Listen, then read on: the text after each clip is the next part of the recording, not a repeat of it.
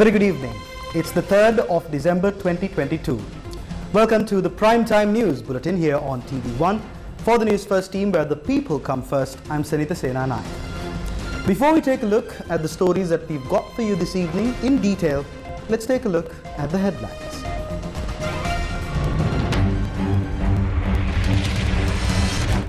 The country needs an election and a new mandate in order to progress, says opposition leader.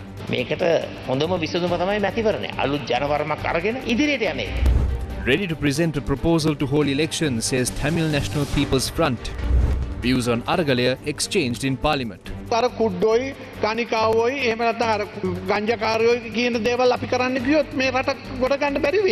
Who is behind the Aragalaya? Aragalaya activists speak up.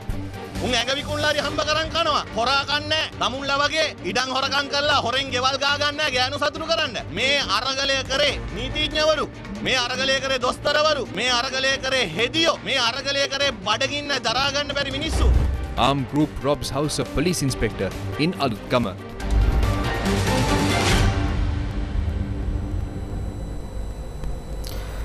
The future of the country is our children.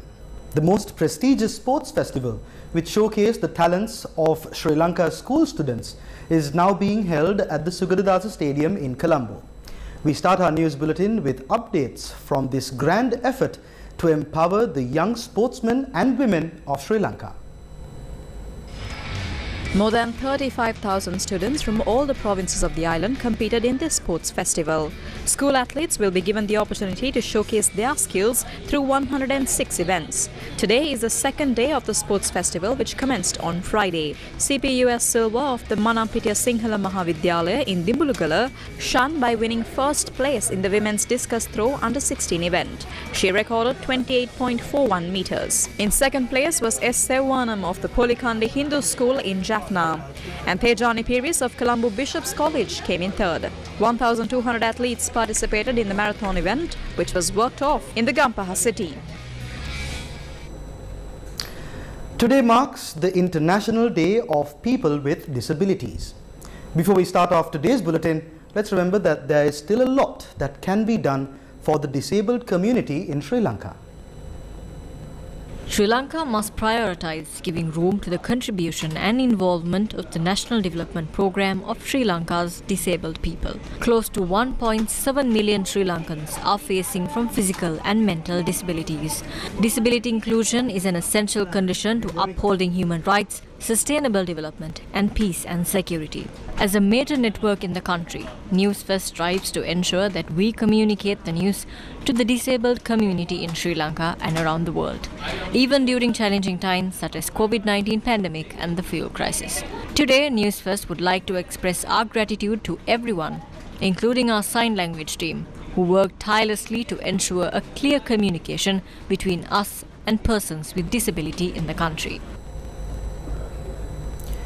President Ranil Wickremesinghe says that a new welfare program is being prepared due to the lack of funds. The second reason is the lack of attention. There are issues in child protection units. There are issues when it comes to infants, disabled individuals and women. We have not paid proper attention to this matter. We were hoping to find solutions to this issue through the Samruddhi program. According to our experience, the Samruddhi program is sufficient for economic empowerment and empowerment of the low-income earners. However, we cannot focus on some sectors like the health sector.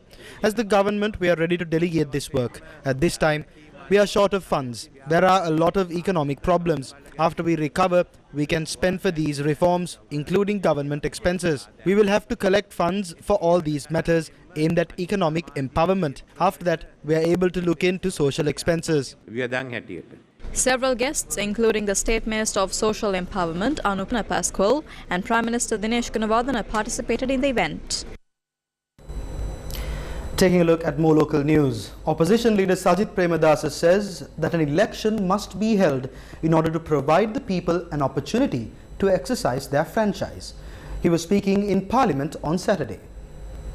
Fitch Ratings downgraded Sri Lanka's long-term local currency issuer default rating to CC from CCC. In the recent past, many countries, including the United States, have said it is difficult to assist Sri Lanka during these turbulent times unless internal political reforms are carried out. By mentioning internal political reforms, they've highlighted the importance of a new mandate from the people. Holding elections is the best solution. They are rating countries scientifically. These ratings have been a problem for us. We can't obtain loans. After Sri Lanka declared bankruptcy, it was difficult for us to obtain more loans. If we are to recover from this situation, the foreign reserves must be at a more stable level. This has to happen gradually, no matter who is in power. The country needs a growth strategy. An export-oriented economic growth policy must be put in place. Why aren't you ready to reduce the taxes imposed on export industries? The establishment of a national council is one such reform. Next is the Section Monitoring Committee. 3 more committees will be established. It's in the pipeline. It will be taken up within next couple of weeks once we start for the year 2023. And then we pass. There are 8 amendments. Reforms that you just mentioned go far enough as far as we are concerned and also the international community is concerned. I think the biggest request is to allow the opportunity for the people of this country for a mandate. How can we have a budget debate if we don't even know the details of the staff level agreement? We are working in the dark. Today the international community is speaking of an economic crisis, economic crimes, and how one family ruined an entire country. Prepare a program to punish these crooked individuals and return the stolen assets.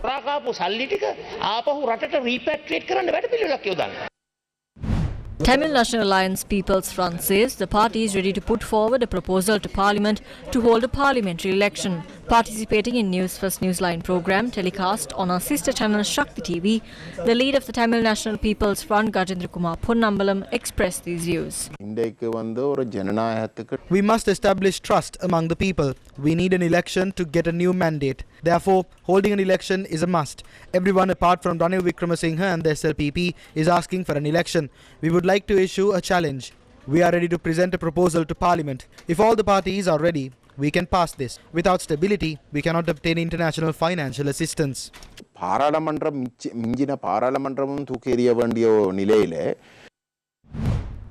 Speaking in Parliament, Minister Prasanna Ranatunga commented on the people's struggle. Some factions are trying to incite violence under the guise of the Aragale in the country. They want to create unrest. Just as the country is returning to normalcy, the parliamentarians in this house represent the 22 million people in the country. Therefore, we must find solutions, not junkies and prostitutes. If we start listening to these people, we won't be able to save the country. They executed their plan carefully. They influenced our grassroots supporters and incited violence. අපේ මිනිස්සුන්ට ගමට ගිහිල්ලා ඉන්න තැනක් නැති කරපු එක. ඒ වෛරය අපිට තේරුම් ගන්න පුළුවන්. අපි ප්‍රතිපත්ති We can understand this hatred. It is dangerous to formulate policies based on hatred. There is no use in making hateful comments in this house using the words like junkies and prostitutes. It will only worsen the situation. Right now it's important to find the reason that led the Aragale instead of making hateful comments. That is extremely dangerous. මේකට ප්‍රතිචාර දක්වන්නේ එක අතිශයින්ම භයානක දෙයක් කියන එකත් මට කියන්න අවශ්‍යයි. The Aragale New Move organization convened a media briefing on Saturday. The Aragale did not have junkies or prostitutes. Junkies and prostitutes are good as they provide a service and earn a living. They are not looting from other people like politicians. Junkies and prostitutes don't steal land and houses to appease women like they do. It was doctors, lawyers, nurses and people who were starving who participated in the Aragale. They participated in the struggle to take a stand against Gotabaya and his band of thieves and their destructive administration. Don't play with the lives of the people of the country who are suffering. We would like to inform Prasanna Ranatunga that people are unable to afford 3 square meals a day. Medicines are unaffordable. We challenge Prasanna Ranatunga to walk on the streets. The people will show him how they feel. You are living in luxury inside the parliament while the people are suffering. People who participated in the Aragale only demand the right to live.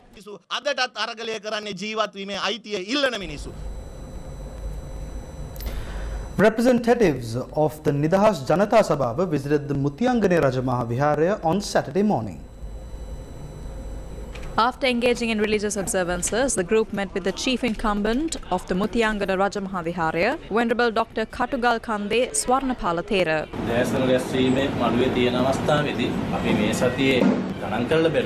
We counted the number of students who fainted during the morning meeting. That's more than 60. The recent Aragalaya represented issues faced by many people. People took to the streets as a last resort. That pressure is increasing again, gradually. The general public does not accept changing heads as a solution. They need a solution to the existing issues. A program to resolve these must be introduced. If not, it's difficult to say how this pressure would be expressed. That will be an even bigger problem. Inclement weather has become a serious problem for school students in rural areas. Once roads become inundated, children in villages struggle to travel to their schools. One such group found a solution to this problem today. This is the Valdenia village in the Tehiovita Divisional Secretariat. A thick rubber tree forest has grown around it, making it a major source of income to locals. To visit this village, one must cross the stream. Every day, children from this village remove their footwear and cross the stream to attend school. However, during heavy showers, this is impossible. Like the children, their innocent parents, who are rubber cultivators, also become helpless during rainy days, often getting trapped in two fields. For a long time, difficulties faced by people in Valdenia were not resolved.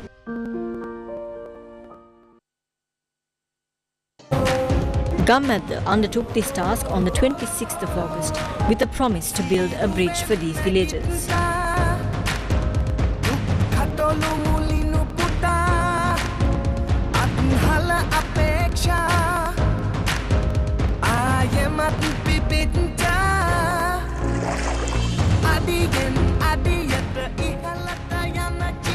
Colombo resident Kushlani Amarasuriya joined hands with Gammadda in order to fulfill this pledge.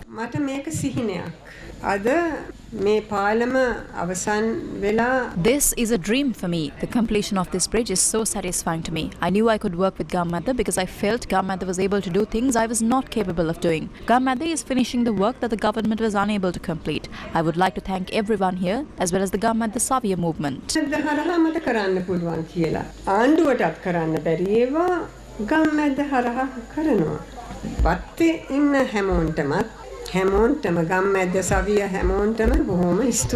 Within 3 months, Gammadda was able to build a bridge for the people of Valdenia.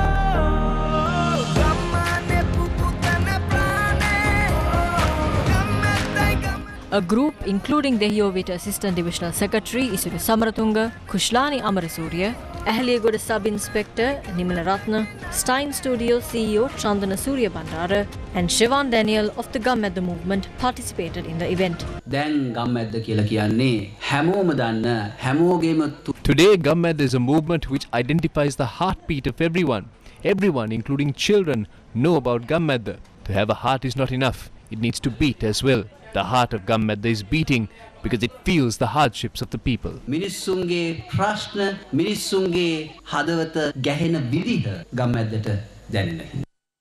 අපි මේ පාලම දිහා බලනකොට අපිට හිතෙන්නේ මේ පාලම. We're not only opening up a new bridge, we're opening up an opportunity to think differently. Gammadda was made by the people, which is why it's the people who made this bridge. And the protection as well as future of Gammadda is in the people's hands.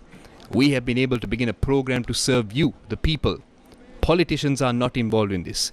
We haven't borrowed from China, India or the US. Every project was made possible by you, the people. Today we are struggling with malnourishment and an acute lack of clean drinking water all over the country. And this in a country that has 106 rivers and thousands of valleys. But we don't have clean water to drink. Don't ever give anyone the opportunity to say we can't do it. Together with the people, we have proved that it can be done. As of today, Gammadda has completed thousands of projects with the people. There is no country more precious than Sri Lanka. This is our country. We must protect it. මේ රට වගේ උතුම් රටක් මේ කොහෙවත් නැහැ ලෝකේ. මේක තමයි රට. මේ රට අපි ආරක්ෂා කරන්න ඕන. The bridge vested with the people in Valdenia by Gammadda An initiative for the people, by the people, will ease the burden on these innocent villages, especially during the rainy season. News First with the people. In more local news, an armed gang robbed the house of a police officer in Bondupitiya, Alutkama. Lanka police said the house of the OIC of the Complaints Division of the Kalutara North Police Division had been robbed at around 10 a.m. A group of thieves armed with a firearm had entered the house and stolen 2 mobile phones, a gold ring and cash. The OIC was not present at the time of the robbery. However, his wife and children were at home. The vehicle was speeding. It reversed really fast as well. When they left, I met the 2 children crying on the road. They said their mother was restrained. They said the mother was beaten. The other child's hand was also tied down. The Valleypanna police have deployed a K9 unit and are conducting investigations. We'll go in for a short commercial break. Stay with us. News First. Main sponsor. 25% for 2 months, 25.5% for 4 months. Valuable FD, a trusted place for your fixed deposit. Valuable FD, 25% for 2 months, 25.5% for 4 months. Valuable FD, the symbol of stability. Welcome back. US President Joe Biden issued a very clear condemnation of Hitler admirers around the world, declaring sternly in a tweet, and I quote, "Hitler was a demonic figure. Silence is complicity," end quote. Biden tweeted late Friday, I quote, "I just want to make a few things clear. The Holocaust happened. Hitler was a demonic figure, and instead of giving it a platform, our political leaders should be calling out and rejecting anti-Semitism wherever it hides. Silence is complicity," end quote. Biden's clear statement came in the wake of controversial rapper Kanye West saying in a series of much publicized interviews that I see good things about Hitler, I like Hitler, and I love Nazis. German Führer Adolf Hitler caused World War II, the largest conflict in human history that raged from 1939 to 45, which led to the deaths of an estimated 70 million people and the complete devastation of Europe, Asia and parts of Africa. Instead of giving Germany mastery of the world, he left the country in complete and utter ruin, doomed to a partition for nearly half a century as West Germany and the communist-ruled East Germany. Hitler killed himself in a bunker in Berlin as German capital was being torn apart by the armies of the Soviet Union. Hip-hop artist West's public admiration for Hitler has led to several global brands severing ties with the star, including sports goods maker Adidas, clothing brand Gap and fashion company Balenciaga, which West said has lost him billions of dollars in business partnerships. In addition, Twitter has suspended West's account. Views regarding Hitler and political stability were expressed in Parliament on Saturday. Parliament is clueless. The President recently said that the agreement with the IMF was signed, but the IMF has said not to present the agreement to Parliament. Political reforms were discussed during the height of the Aragalaya. It demanded a temporary government to be established and elections held in 6 months to enact the 19th Amendment.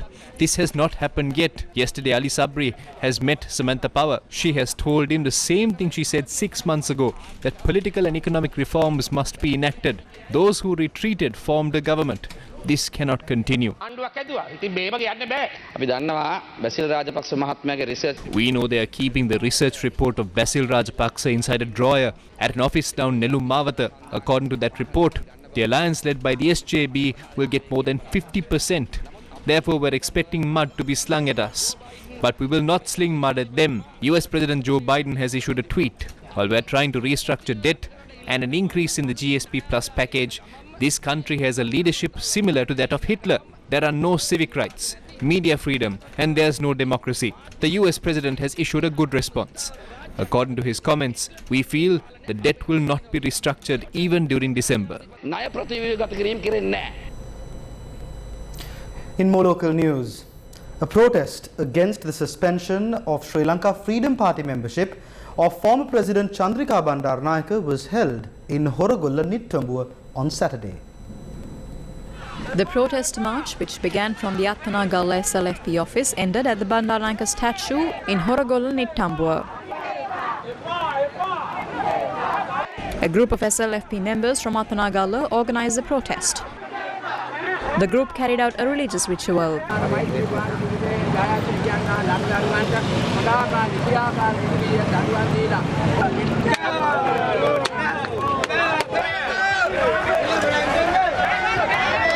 According to our correspondent, Sri Lanka police intervened when the protesters attempted to block the road.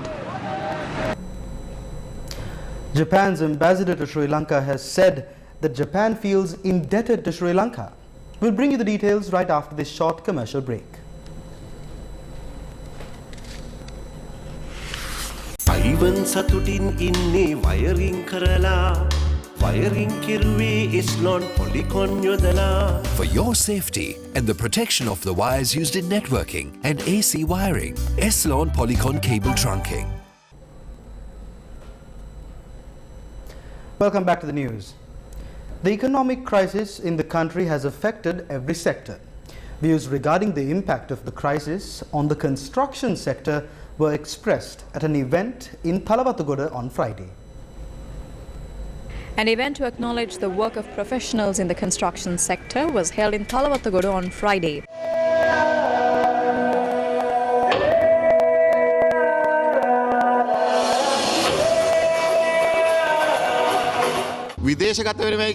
Workers in the construction industry are migrating for better opportunities because they are unable to earn a living here.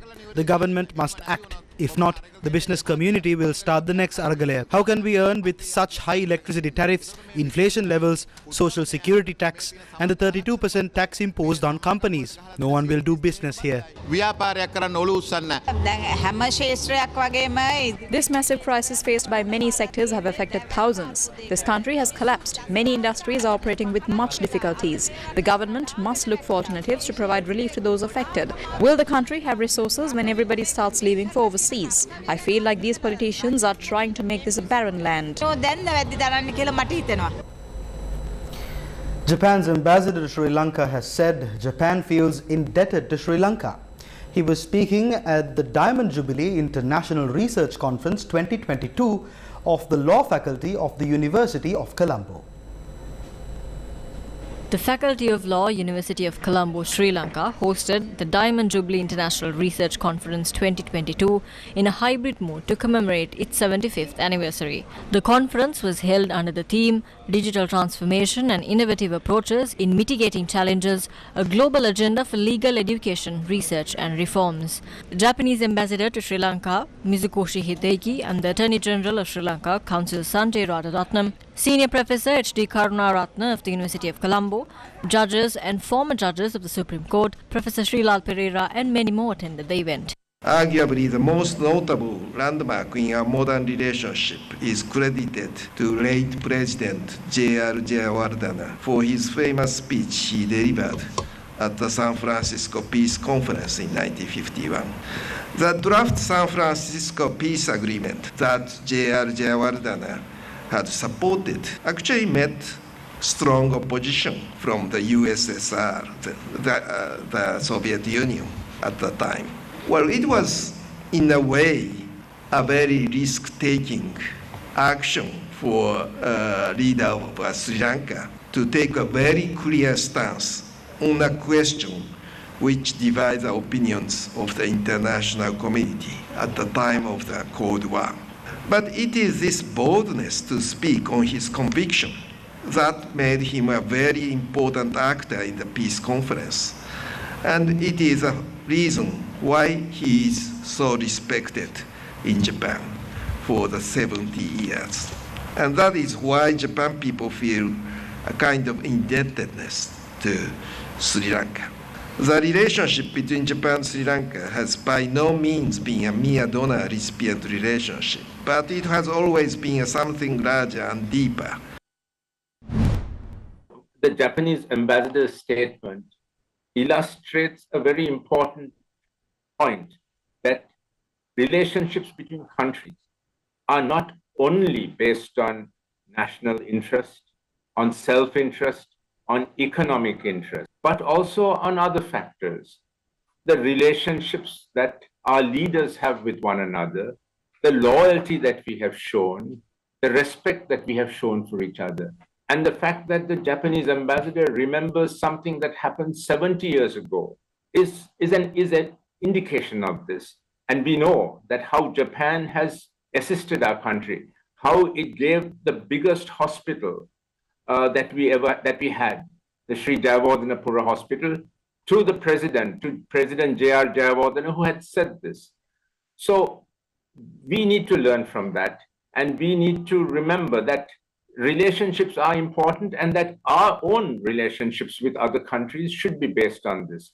In 1948, we were said to be, when we received independence from the British, we were said to be second only to Japan in Asia. Why? Because we were governed by a foreign power, the British, who theoretically should have been exploiting us, and they did exploit us also, but they still brought us to the level where we were the second in Asia. Then power came to our own hands.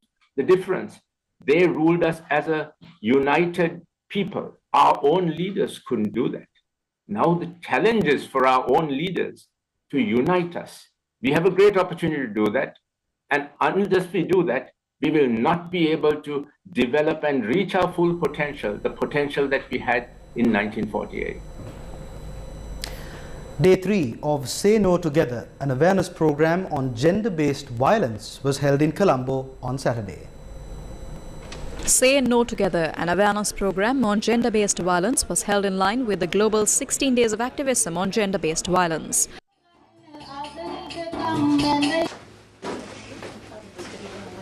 Participants were able to witness a gallery which showcased the work of 35 women's rights organizations, a discussion piece on period poverty and gender-based violence, as well as a special performance titled Marginalized Me was seen on Saturday. The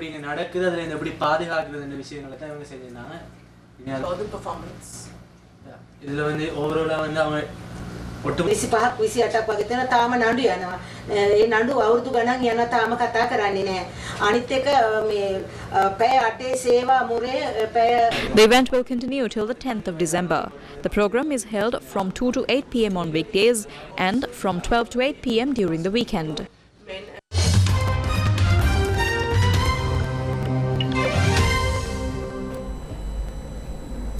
In some news from Senegal, a violent brawl broke out in Senegal's parliament after a male opposition legislator slapped a female colleague in the face amid growing hostility between ruling and opposition party politicians. During a budget presentation on Thursday, opposition member of parliament Massata Samb walked over and slapped another member of the ruling party Benno Bokk Yakaar coalition, setting off a flurry of scuffles. The ruling party member threw a chair back at Samb after another MP tackled her to the floor. The session was suspended as politicians traded blows, accusations and insults. Tensions have grown between the ruling and opposition politicians since a July legislative election in which the ruling party lost its comfortable majority, damaged in parts by concerns President Macky Sall will seek a third term in 2024. Sall has refused to state clearly whether he plans to run for a third term, a move the opposition says would be in breach of the term limits and an earlier promise. And that brings us to the end of this edition of Primetime News here on TV1. For more details on these stories, you can log on to our website, that is www.newsfirst.lk. For the News First team, I've been Senita Senana. Take care and stay safe.